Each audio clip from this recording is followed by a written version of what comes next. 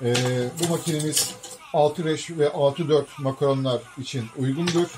Tabii ki 6-9 makaronları hayli rahatlıkla sararsınız.